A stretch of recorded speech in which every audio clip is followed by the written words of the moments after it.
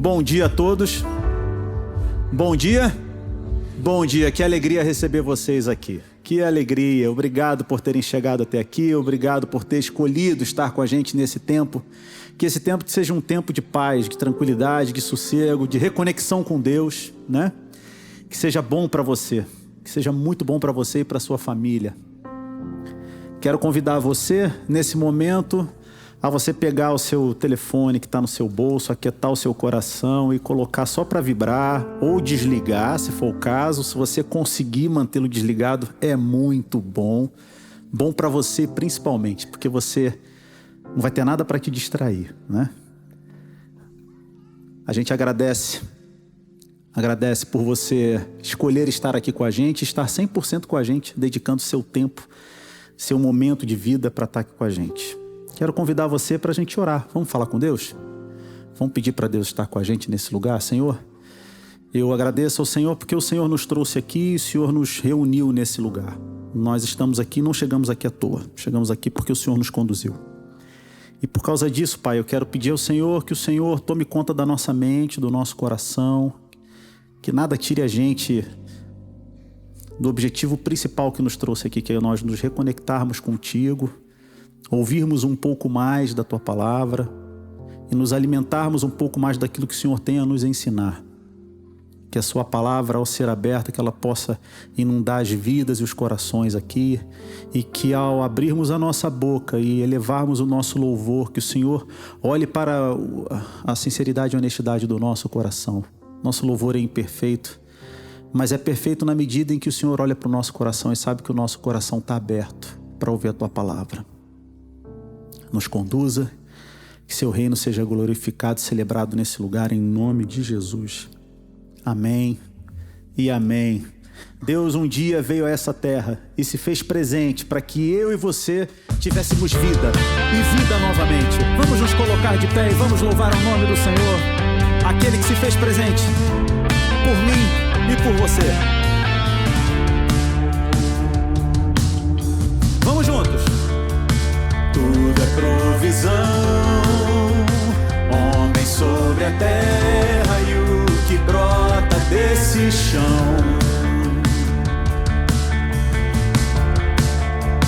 Tudo vem do Pai, Deus se fez presente na semente a germinar.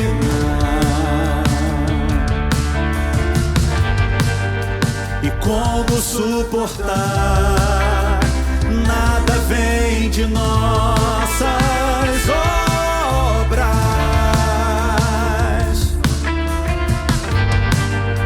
O pão em nossas mãos e o vinho que bebemos, tudo é graça.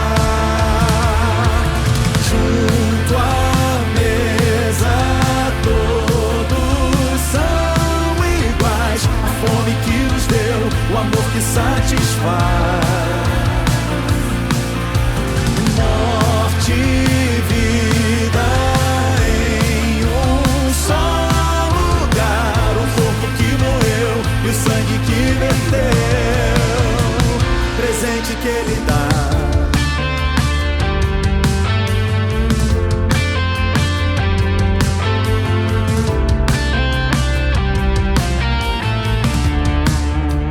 Tudo é provisão, tudo é uma bênção dele pra mim e pra você.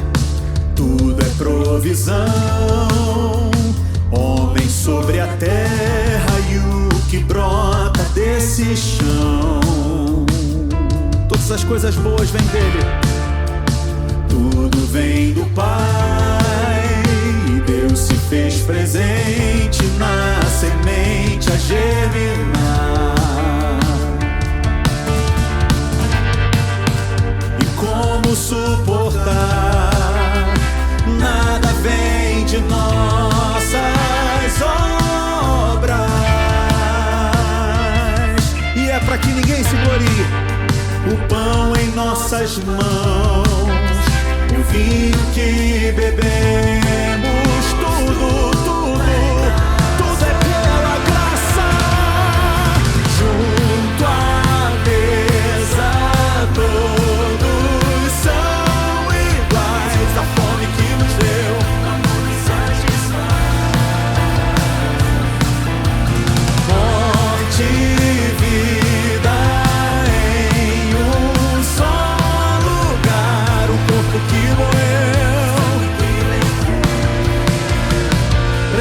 que Ele dá.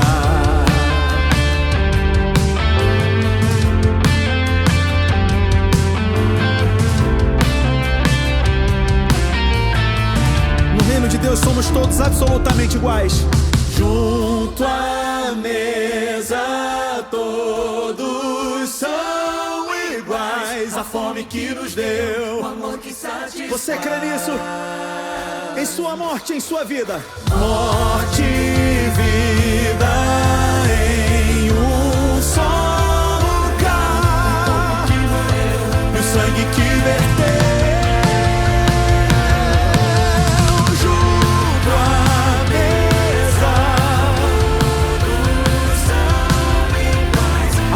Que nos deu o amor que satisfaz. Morte e vida em um só lugar. O corpo que morreu e o sangue que verteu. Presente que Ele dá.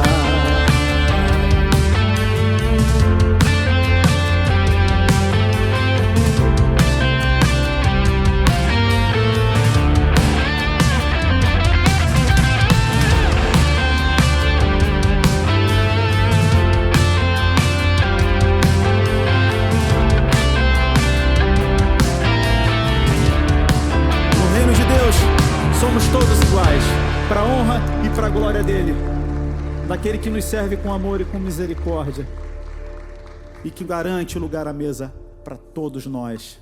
É sobre esse amor ousado e maravilhoso que vai até as últimas consequências por mim e por você que nós cantamos hoje. É desse amor que nós testemunhamos.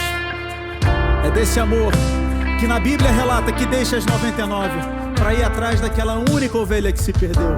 Se você um dia se sentiu perdido na sua vida, saiba, Ele está atrás de você e Ele vai te resgatar. Antes de eu falar, tu cantavas sobre mim, porque Deus é bom. Tu tens sido tão, tão bom pra mim. Antes de eu respirar, sopraste tua vida em mim. Deus é bom. Tu tens sido tão, tão bom pra mim. Oh, impressionante, infinito e ousado amor de Deus. Oh, que deixa as 99 só pra me encontrar. Posso comprá-lo, nem merecê-lo, mesmo assim se entregou. Oh, impressionante, infinito e ousado amor de Deus. A Bíblia diz que antes vivíamos desgarrados como ovelhas, longe do aprisco dele. Mas Ele, em seu maravilhoso amor e misericórdia, alcançou a cada um de nós e nos trouxe de volta para casa. Inimigo eu fui, mas seu amor lutou por mim. Tu tens sido tão, tão bom.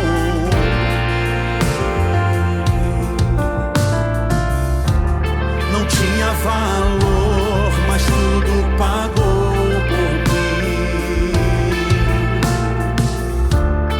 Tu tens sido tão, tão bom, tão bom pra mim. Oh, impressionante, infinito e ousado amor de Deus. Oh, que deixa as 99 só pra me encontrar. Não posso comprá-lo, nem merecê-lo, mesmo assim se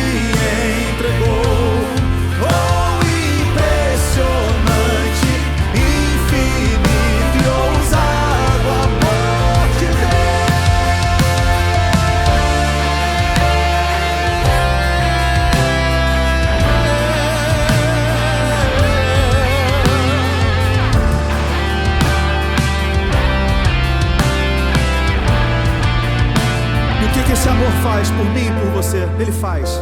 Traz luz para as sombras, escala montanhas, Ele faz. Derruba muralhas, destrói as mentiras pra me encontrar, Ele faz.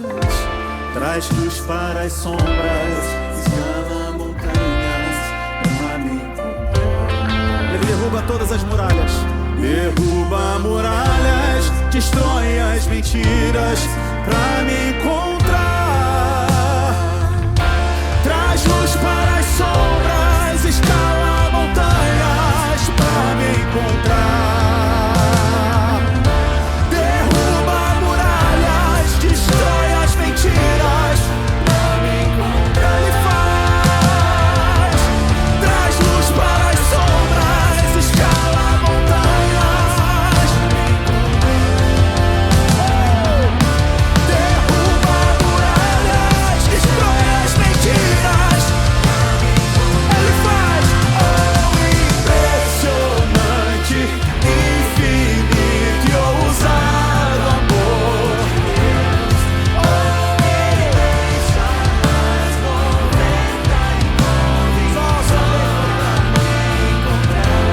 não posso comprá-lo, nem merecê-lo, mesmo assim se entregou. Oh, impressionante, infinito e ousado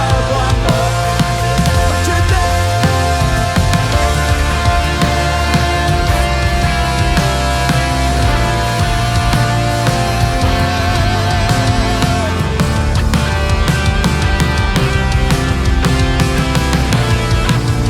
É esse amor.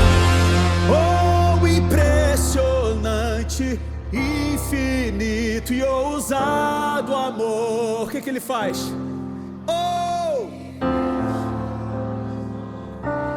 por mim, por você. Só pra me encontrar, não posso comprá-lo, nem merecê-lo, mesmo assim se entregou.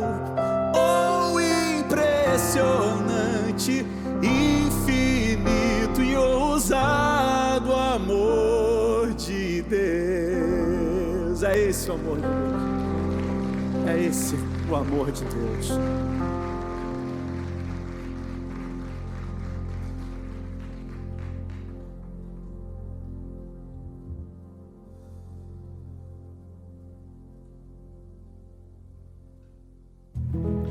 Um novo mandamento vos dou: amem-se uns aos outros.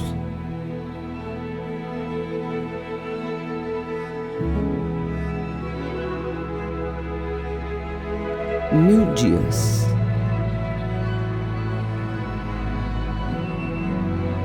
Orando. Senhor nosso Deus, muito obrigado, porque o Teu reino é composto de homens, mulheres, todos nós somos bem-vindos. Obrigado porque Tua misericórdia é tão grande, o Teu amor, a Tua graça. Cantando. Que temos a certeza de que tudo que temos é resultado da graça e da misericórdia desse amor maravilhoso que um dia nos encontrou na nossa jornada.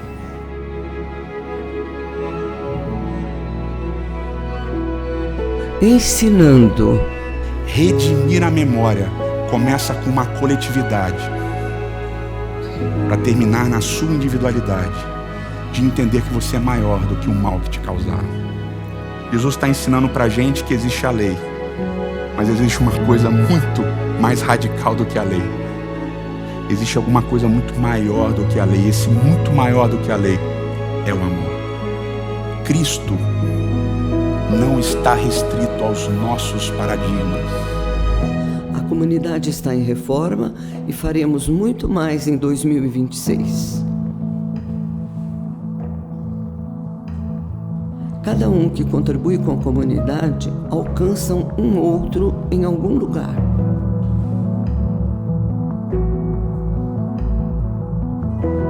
Quando você é grato por tudo que Deus fez por você, você enxerga o outro e se torna o próximo dele. Fazer parte da comunidade não é fazer parte de algo, é fazer parte de alguém. Um uns aos outros. Queremos ser uma comunidade guiada pelo Espírito, lembrando aquilo que Jesus nos ensinou. Jesus, aquele que para a multidão pelo caminho para alguém passar com a sua dor, apenas para tirar a dor do caminhante. Uns aos outros.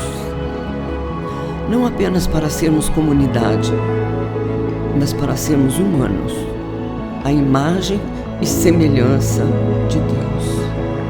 Oramos para que o Espírito nos traga aquilo que precisamos e nem um pouco mais. Até que Cristo volte. O reino de Deus está estabelecido sob a certeza de que existe um rei. E esse rei precisa reinar sobre a nossa vida. E a maior prova de que ele reina sobre a nossa vida é quando a gente está disposto a entregar tudo.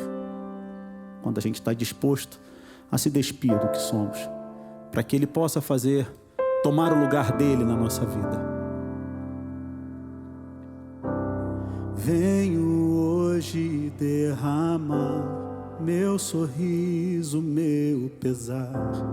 Eis a minha entrega, eis a minha entrega.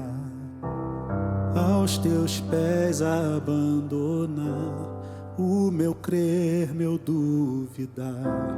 Eis a minha entrega. O que você precisa entregar hoje?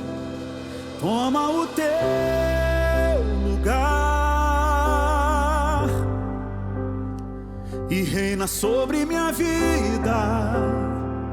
Reina sobre minha vida. Toma o teu lugar. Toma o teu lugar e reina sobre minha vida. Reina sobre minha vida.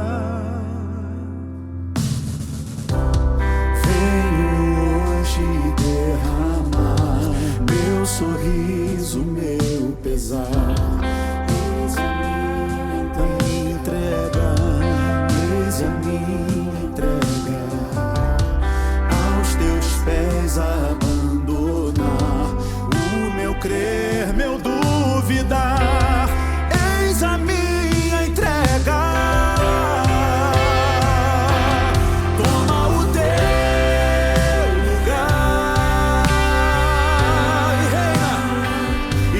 Sobre minha vida, reina sobre minha vida. Toma o teu lugar, Senhor. E reina sobre minha vida. E reina sobre a minha vida. Abale o chão da vã tradição, restaura a essência da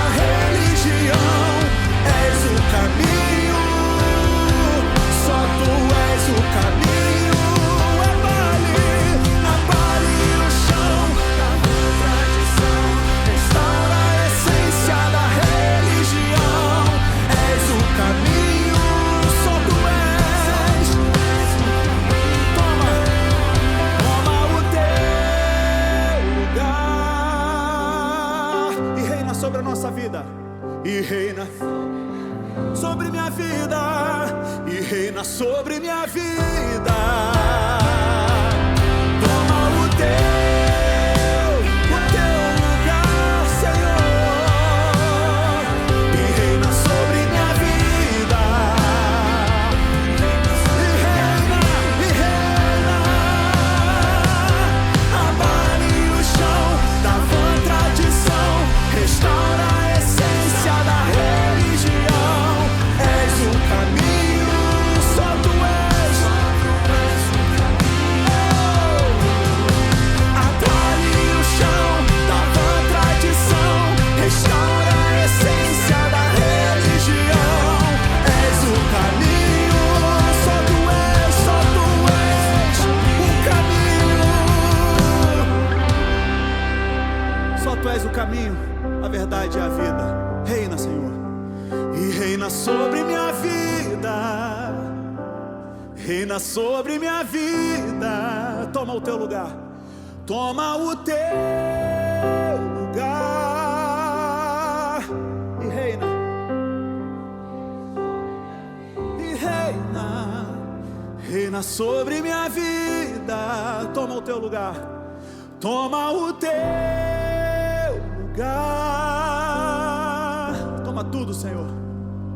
Reina sobre minha vida e reina sobre minha vida. Toma o teu lugar e reina, reina sobre minha vida, reina sobre minha vida. Aleluia.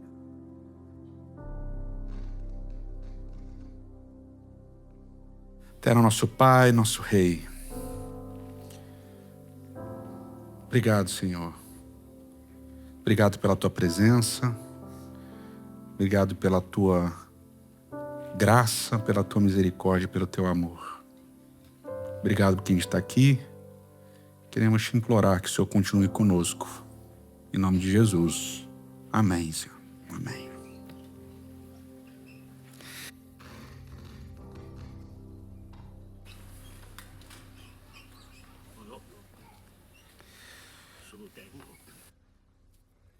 Tudo bem?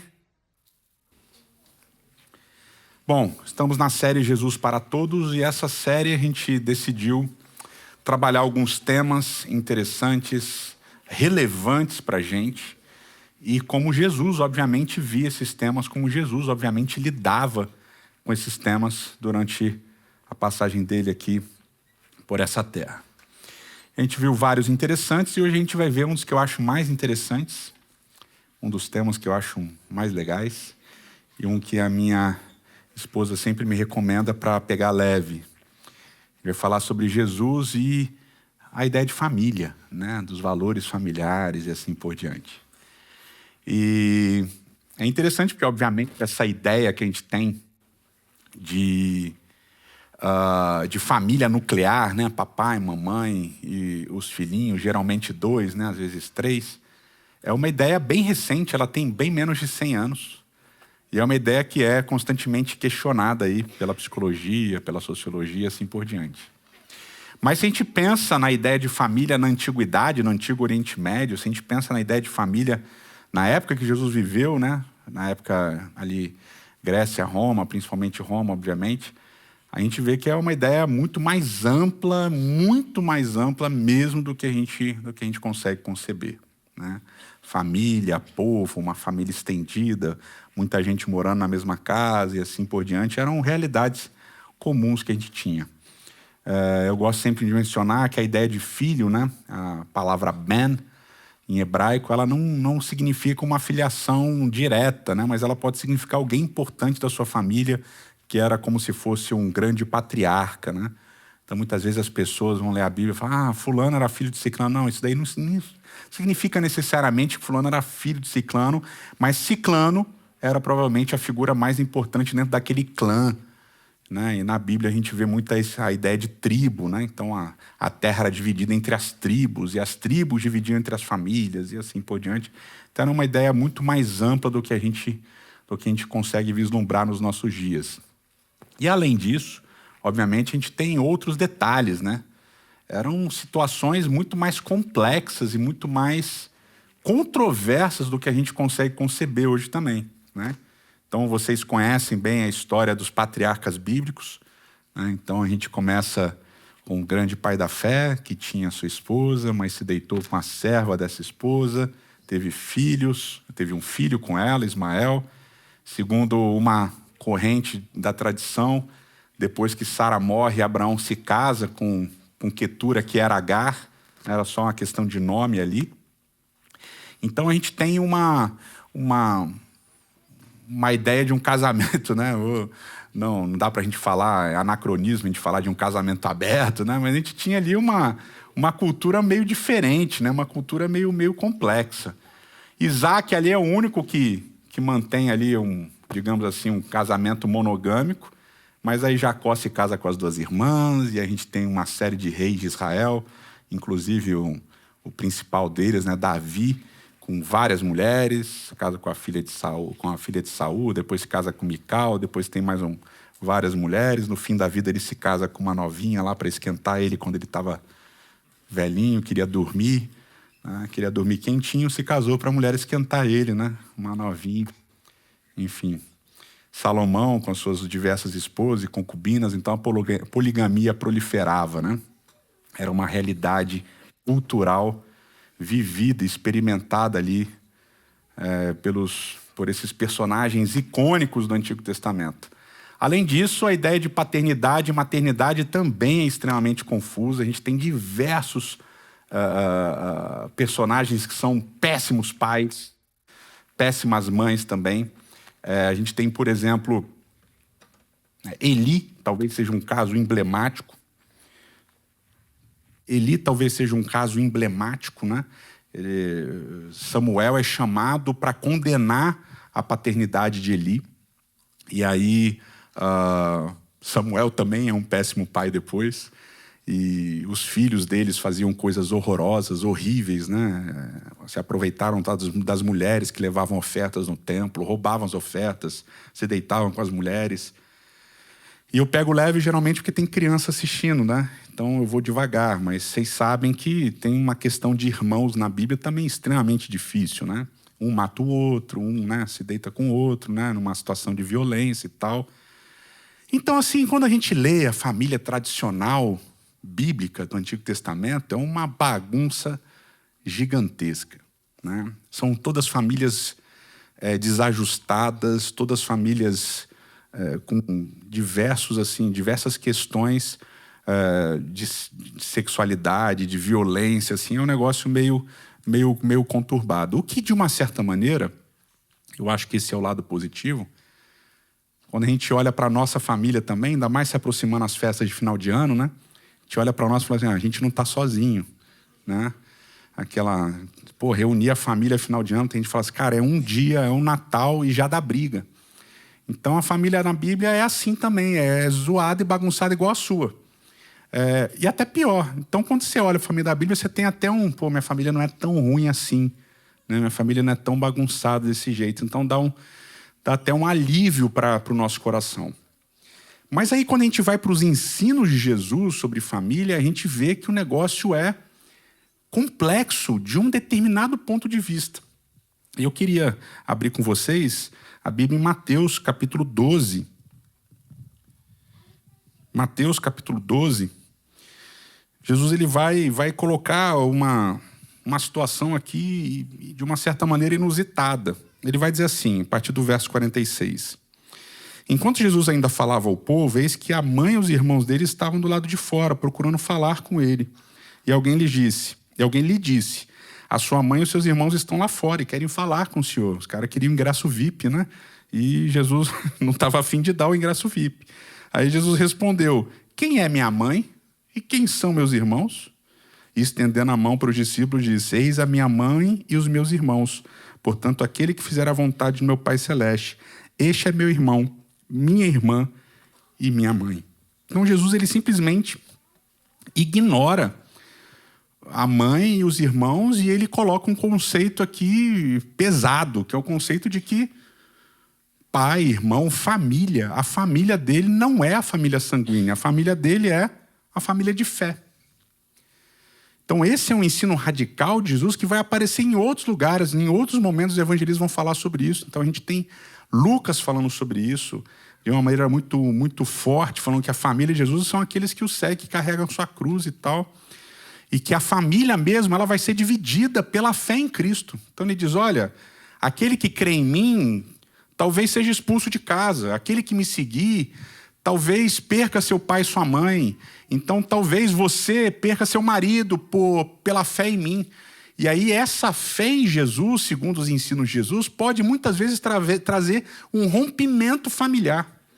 Na família de sangue, na família sanguínea, vamos dizer assim. Então, esse ensino de Jesus, ele é um ensino, digamos, rompedor de paradigmas. Jesus está dizendo assim, olha, sua família é bom, legal, tudo bem, família é legal, mas assim, tem uma coisa muito melhor do que a sua família de sangue, que é a sua família espiritual. que é o pessoal que comunga da mesma fé que você. Que é a galera que me segue, que resolveu tomar a cruz e me seguir. Essa é a sua família de verdade. Essa é a minha família de verdade.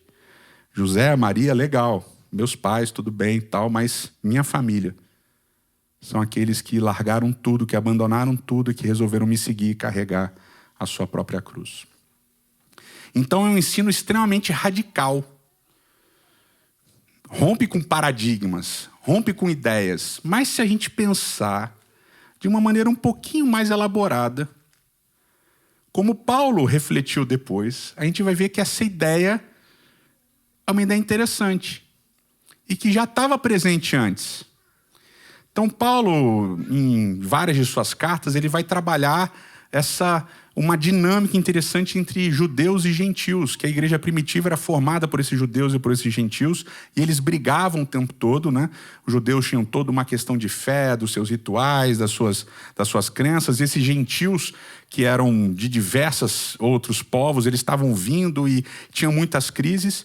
E aí uma das igrejas, digamos, a mais cosmopolita, a igreja mais diversa, talvez, de uma certa maneira, a igreja de Roma, Paulo escreve uma carta e nesse início dessa carta ele vai falar sobre várias coisas. Ele vai encerrar todo mundo debaixo do pecado, né? Ele vai falar que judeus pecaram, os gentios pecaram e todos estão debaixo da mesma graça. Todos pecaram, mas todos carecem da glória de Deus. E ali ele vai trabalhar a ideia de Abraão como pai de todos. Então você tem sua Bíblia em Romanos capítulo 4, diz assim: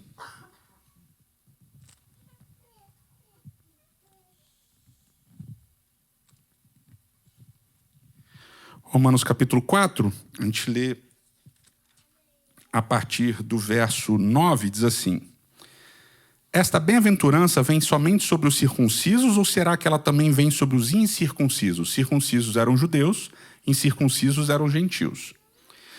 Porque dizemos, a fé foi atribuída a Abraão para a justiça. Isso está lá em Gênesis capítulo 15. Quando Deus fala que vai dar o descendente, ele mostra as estrelas do céu, o texto bíblico diz que Abraão creu e isso lhe foi imputado por justiça. Então ele diz, olha, a bem-aventurança da fé, ela vem para os circuncisos ou para os incircuncisos? Ela foi atribuída a Abraão por justiça. Verso 10. Como, pois, lhe foi atribuída, estando ele já circuncidado ou sendo ainda incircunciso? Não foi no regime da circuncisão, mas quando ele ainda não havia sido circuncidado. Ou seja, Gênesis 15 é antes da circuncisão, que vai aparecer em Gênesis capítulo 17. Abraão recebeu o sinal da circuncisão como selo da justiça da fé que ele teve quando ele ainda era incircunciso. E isso para que ele viesse a ser o pai de todos os que creem, embora não circuncidados, a fim de que a justiça fosse atribuída também a eles. Ele é também pai da circuncisão, e isto é, daqueles que não são apenas circuncisos, mas também andam nas pisadas da fé que teve Abraão, nosso pai, antes de ser circuncidado. Então, Paulo vai ilustrar a ideia da fé e a ideia de família, retomando a ideia da circuncisão, que era uma questão, uma discussão teológica da época. Ok, nós seguimos a Cristo. Aqueles que seguem a Cristo, que eram judeus, começaram a dizer, bom, nós somos circuncidados. Se vocês seguem a Cristo, vocês agora fazem parte do nosso time, porque os primeiros seguidores de Cristo eram todos judeus, então vocês vão ser circuncidados também. E os gentios disseram, não, pera lá. Não é assim, como assim vamos circuncidar a gente? Essa história não vai rolar. E aí tinha a briga. E aí Paulo escreve dizendo o quê? Não, pera lá. Abraão creu e isso lhe foi imputado por justiça antes da circuncisão. Portanto, a fé é anterior à aliança que é feita com um povo, com uma família, com uma descendência, que é a descendência de Abraão. Então a fé está para além de um conceito familiar desde Gênesis. Porque o texto diz que Abraão vai ser pai de uma multidão de nações. E não de uma nação apenas. Que a semente que vai vir de Abraão vai abençoar todas as famílias da terra, todas as nações na terra, e não apenas uma família, não apenas uma nação. Então o que Paulo está fazendo aqui é argumentar o seguinte, olha, nesse meio, nesse nosso povo, nessa nossa igreja, a relação sanguínea não é o mais importante. O mais importante é a relação espiritual, a relação de fé. Portanto, dentro da comunidade cristã, mais forte, mais importante do que a relação sanguínea é a relação espiritual, a relação de fé. Mas isso não aparece só com Cristo ensinando. Cristo retoma o ensino, já estava desde lá de trás. Desde Gênesis. E Paulo vai elaborar isso, como a gente acabou de ver em Romanos. Todos dentro da comunidade, de uma comunidade de fé, são irmãos e irmãs, filhos e filhas. Todos somos família. Somos várias famílias que fazem uma família. Ou seja, qual que é o primeiro valor que Cristo está colocando aqui? O primeiro valor que Cristo está colocando aqui é o seguinte: para além da sua família nuclear, para além da sua família de sangue, para além dos seus vínculos, vou usar aqui, genéticos, existe o vínculo espiritual, o vínculo da fé. E esse é o maior de todos os vínculos. É isso que torna a gente uma comunidade. Mas Cristo coloca mais um detalhe. E aí esse detalhe vem num sermão muito difícil que Jesus faz. Mateus capítulo 19.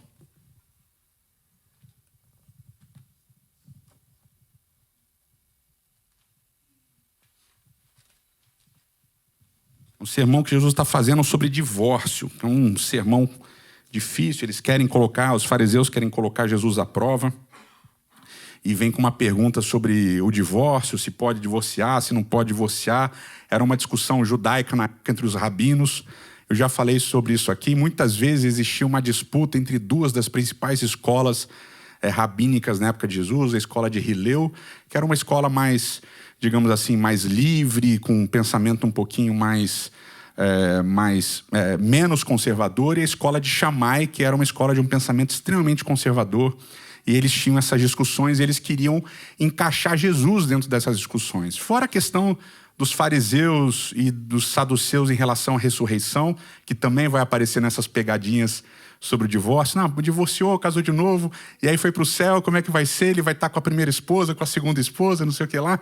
Então eles querem colocar Jesus à prova, e Jesus tem uma resposta muito dura, dizendo assim, olha, só pode divorciar se tiver questão sexual, se tiver traição, etc e tal. Se não tiver isso, aí é adultério. E Jesus bate duro ali, ele tem uma discussão pesada ali, dentro desse contexto judaico. E aí, do nada, Jesus começa a falar dos eunucos. Lá no capítulo 19, verso 11, ele diz assim, Jesus, porém, lhes respondeu, nem todos são aptos para aceitar esse ensinamento, mas apenas aqueles a quem isso é dado. Porque há eunucos de nascença, há outros a quem os homens fizeram tais, e há outros que se fizeram eunucos por causa do reino dos céus. Quem é apto para aceitar isso? Que aceite. Jesus está falando de casamento, novo casamento, divórcio, e do nada ele mete os eunucos no meio. Não, é o seguinte, vocês não estão preparados para entender isso daqui, mas há vários tipos de eunuco. Aí ele bota um eunuco de nascença. Quem que são os eunucos? Os eunucos eram aqueles que tinham os seus testículos trilhados. Por diversas questões, mas principalmente por questões de guerra. Eles eram trilhados porque eles iam ser colocados para trabalhar nas cortes dos reis que os haviam conquistado, haviam ganhado as batalhas, e iam colocar essas pessoas para trabalhar nessas cortes, e aí para esses indivíduos estrangeiros que iam trabalhar nas cortes reais por terem perdido uma guerra, alguma coisa, eles não queriam que esses indivíduos, né, se deitassem com as esposas do rei, então eles trilhavam os testículos. E Jesus, do nada, numa questão de casamento, ele fala dos eunucos. E coloca aqui um eunuco de nascença, que não faz o menor sentido. Agora, esses eunucos, e a gente já falou disso aqui recentemente, e vocês vão lembrar, aqueles que assistem as nossas séries, esses eunucos, existe um mandamento na Torá.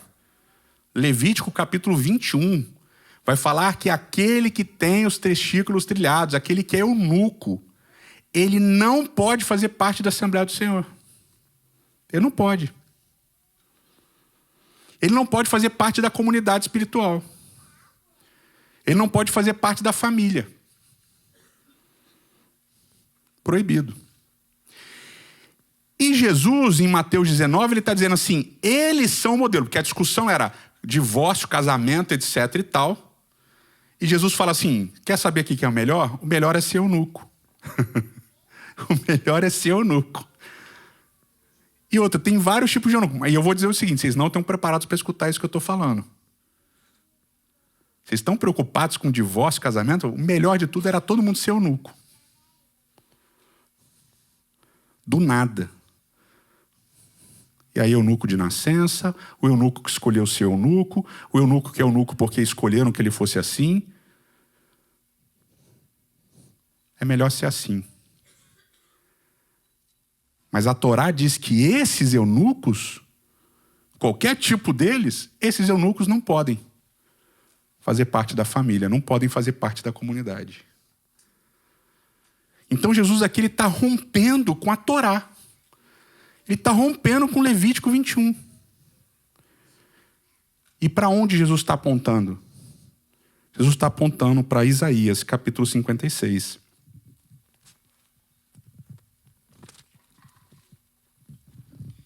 Isaías, capítulo 56.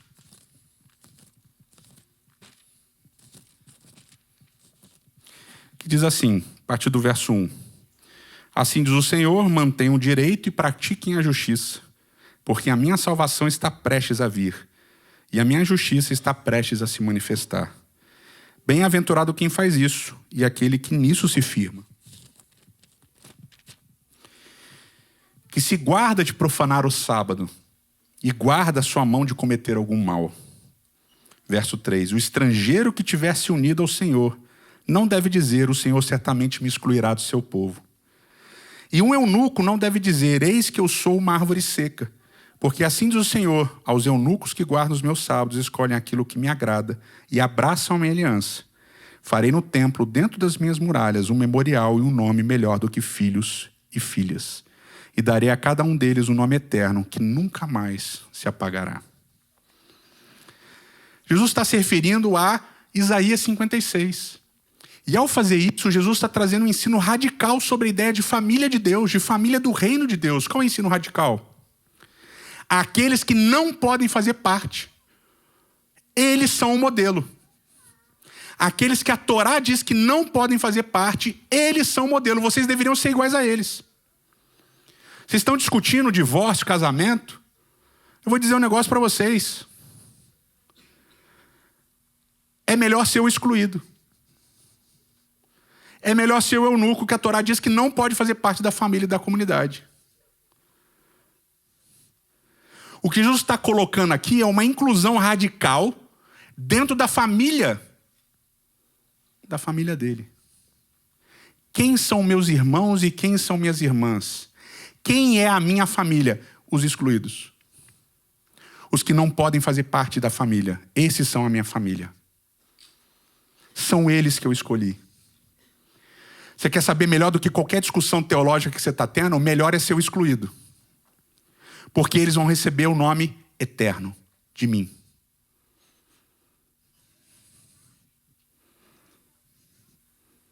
O paradigma familiar que Jesus coloca é: os que não podem fazer parte, são parte.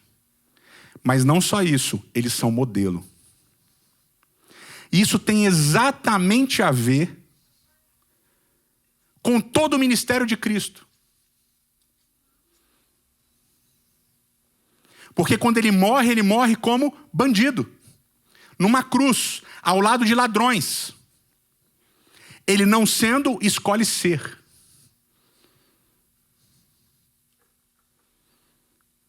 A inclusão da família de Cristo não é por sangue, não é por crença, em doutrinas, em sei lá o quê. Mas é a inclusão pela graça, que coloca todos como membros do mesmo corpo. Todos como membros da mesma família. A família de Cristo. Então, qual é o valor familiar que Cristo ensina fortemente? Mais do que família sanguínea, família de fé. E quem é a minha família de fé? Aqueles que não têm lugar em nenhuma família, porque são excluídos de todas as famílias. Esses são minha família e esses são o modelo para vocês. Esses são os modelos para vocês.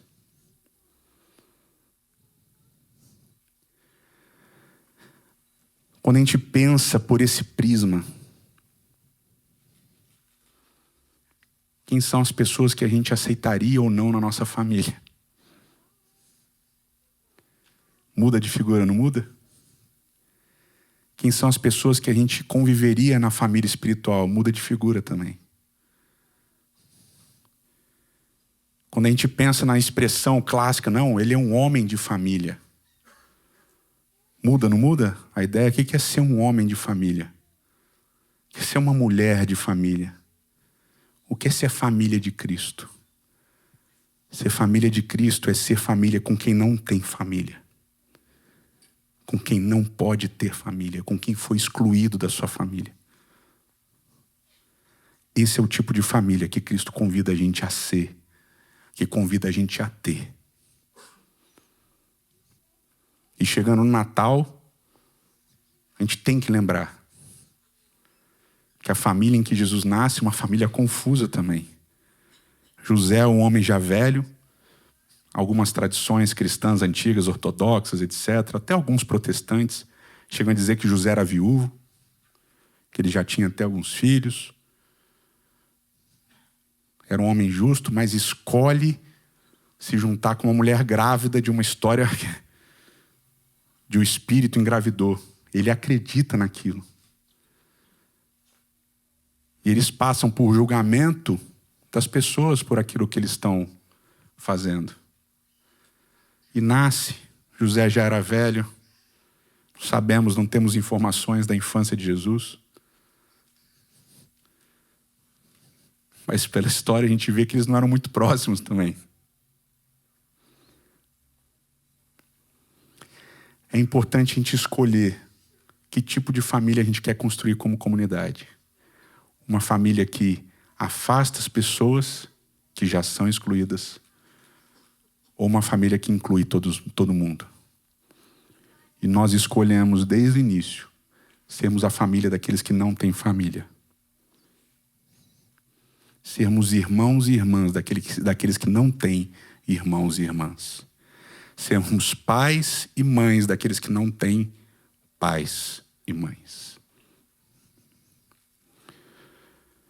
E ser família com quem é excluído de famílias, às vezes faz com que a gente seja excluído de família também. E faz parte. Esse é o chamado de Cristo. Esse é o chamado para a nossa comunidade. Eterno nosso Pai e nosso Rei. Senhor, nem sempre é fácil sermos confrontados com teus ensinos. Por favor, Senhor, nos ajude a vivermos essa inclusão radical. Nos ajude a experimentarmos essa família, esse ser família com quem não tem família. E que nesse processo, Senhor, o nome de Cristo Jesus, aquele que é o nosso irmão, aquele que é o nosso amigo, aquele que é filho, aquele que também é um com o Pai, que nesse processo Ele continue através do Espírito transformando o nosso coração e a nossa mente, para sermos cada vez mais inclusivos, para sermos cada vez mais abraçadores das causas perdidas, para sermos cada vez mais acolhedores daqueles que não encontram acolhimento em lugar nenhum.